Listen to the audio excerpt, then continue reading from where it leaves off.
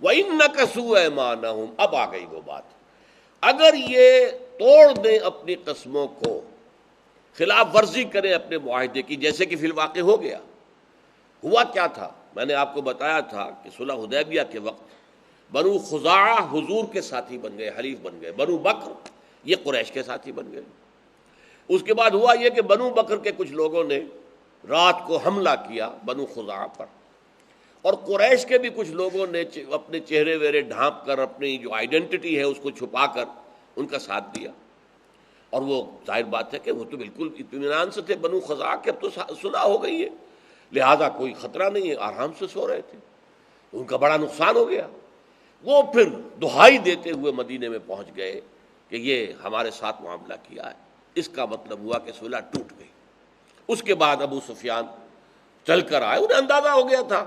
کہ اب ہم مقابلہ نہیں کر سکتے محمد کا صلی اللہ علیہ وسلم، we are no match to him now, کوئی نہیں، لہذا عافیت اسی میں ہے کہ صلح کی تجویز کر لو، معافی مانگ لو، جو بھی ہو گیا ہے نقصان ہمارے حلیفوں کے ہاتھوں اس کی تلافی کر دو، دیت دے دو جو بھی مقتول ہو گئے ان کی۔ لیکن حضور نے بات سنی ہی نہیں، یعنی سن کر رد کرنا دور کی بات ہے، سنی ہی نہیں آپ نے بات۔ تو فرمایا وَإِن نَكَثُوا أَيْمَانَهُم مِّن بَعْدِ عَهْدِهِمْ، پھر اگر وہ توڑ دیں اپنی قسموں کو اس کے بعد کہ انہوں نے عہد پختہ کر لیا، وَطَعَنُوا فِي دِينِكُمْ، اور تمہارے دین پہ حملہ کریں، حملہ آور ہو جائیں، فَقَاتِلُوا أَئِمَّةَ الْكُفْرِ،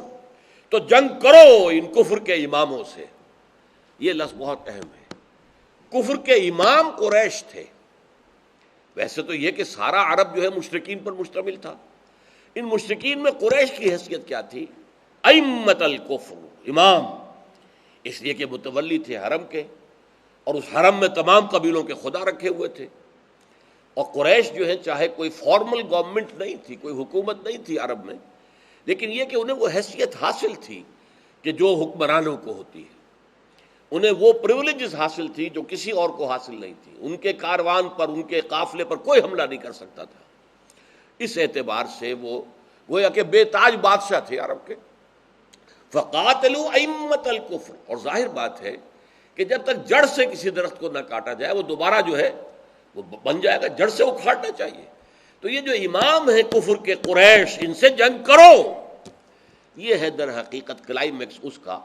کہ جو بھی کوئی جھجک تھی، کوئی تردد تھا، کوئی تذبذب تھا، جو بھی کچھ لوگوں میں مختلف اسباب سے تھا جو میں آپ کو بیان کر چکا ہوں،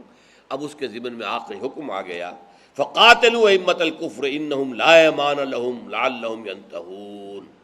تو قتال کرو، جنگ کرو ان کفر کے اماموں سے، یقیناً ان کی کوئی قسمیں نہیں ہیں، ان کا کوئی پاس نہیں ہے، ان کا کوئی عہد کا اعتبار نہیں ہے، لَعَلَّهُمْ يَنْتَهُونَ، شاید کہ یہ باز آ جائیں۔ یہ بڑا ایک لطیف سا نکتہ ہے کہ تم چڑھائی کرو تو صحیح، شاید کہ وہ بغیر لڑے بھڑے جو ہے وہ سرنڈر کر دیں، باز آ جائے۔ لہذا تم خواہ ان وسوسوں کو ذہن میں نہ آنے دو، اور اللہ کا نام لے کر جو بھی محمد رسول اللہ صلی اللہ علیہ وسلم کا ارادہ ہے اس کے مطابق عمل کرو۔